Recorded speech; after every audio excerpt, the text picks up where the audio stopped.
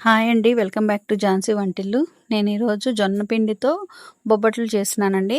ముందుగా స్టవ్ వెలిగించి గిన్నెలో వాటర్ పెట్టుకున్నాను. అవి కొంచెం మరగాలి. జొన్న పిండి తీసుకొని ఆ వాటర్‌ని కొంచెం కొంచెంగా పోసుకుంటూ చపాతీ ముద్దలా కలుపుకోవాలి. అయినా కూడా మనకి చపాతీలో కొంచెం పోస్తే సరిపోతాయి. దీనిలో ఏంటంటే కొంచెం కొంచెంగా పోసుకుంటూ కలుపుకుంటా ఉంటే సాఫ్ట్‌నెస్ అనేది వస్తది.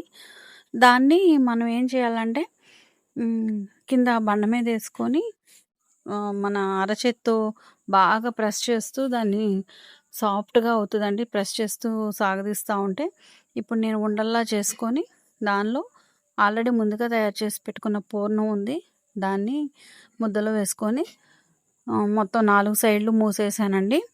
ఇది మామూలు చపాతీ కన్నా గూడా ఈ జొన్నపిండితో మనం బొబ్బట్లు చేసుకుంటే చాలా టేస్టీగా ఉంటాయి. వన్స్ మనం వీటికి అలవాటు పడ్డామంటే అసలు చపాతీ మామూలు గోధుమ పిండితో గానీ, మైదా పిండితో గానీ చేసుకోవడానికి ఇష్టపడం.